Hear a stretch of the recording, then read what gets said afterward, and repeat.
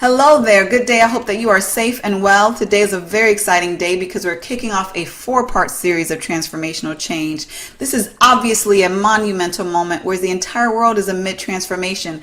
On a global level, including in the United States, we are headed in a positive direction from this pandemic. However, there are some organizations that are not on an uptick. And similarly, the uptick of transformation from an individual to individual level is going to differ based upon the person. Our 4-part series of transformational change will include part 1, individual transition and change. What does that look like on an individual level to transition?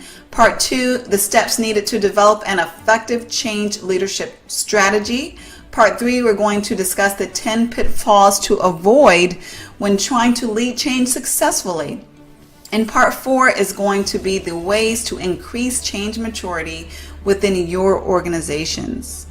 Today specifically, we will address individual transition and change. Now, usually within an organization or a team, they may decide that change is necessary for some very popular reasons, including in response to the world, like this pandemic, or response to marketplace demands. They may want to change or transform to save money, to save time, to provide better quality, or to even create better services or products, creating something completely new altogether. Whether an organization is 300,000 or 10, they might make a decision for the sake of the entire organization to transform or to change.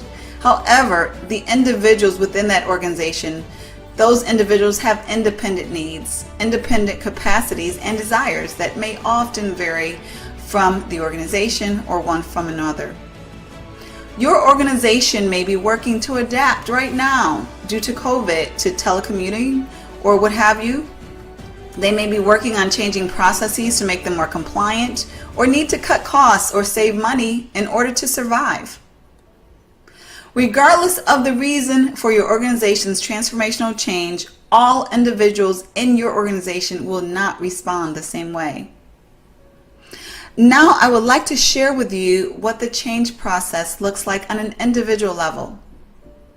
So in creating this process, I have included elements from the ODCAR model as well as from the trans-theoretical models of change.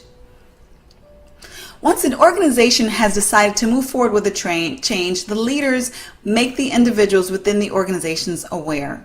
This is the awareness phase. It is a particularly important phase because obviously individuals cannot choose to participate or contribute to a change if they're not made aware of that desired change.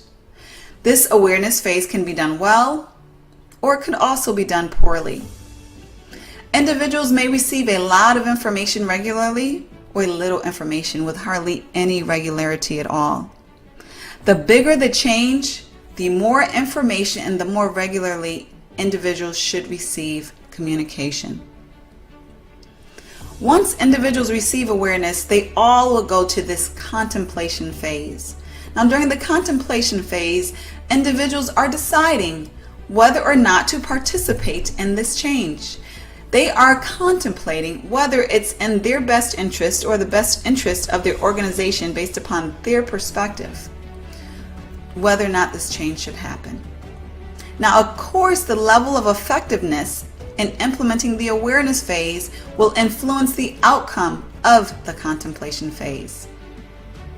After the contemplation phase, individuals will either choose to engage or disengage with the change.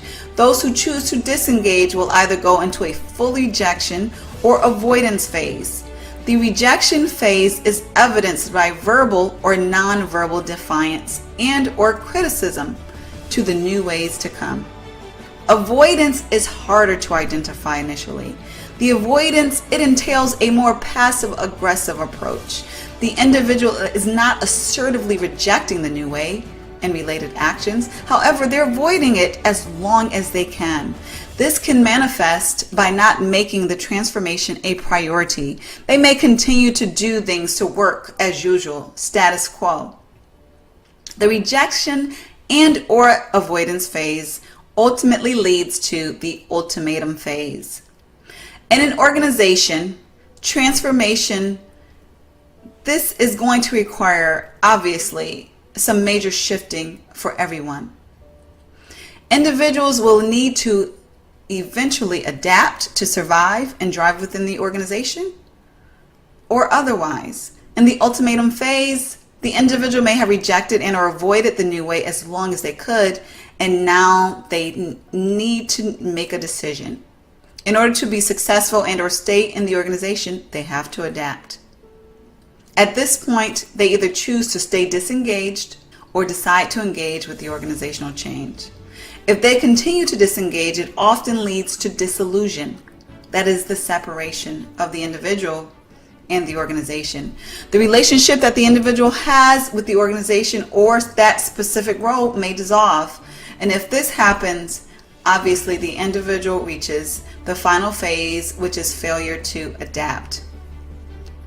Now, individuals who ultimately choose to engage, they will go through this process of saying goodbye or letting go of the old or current way that things are done.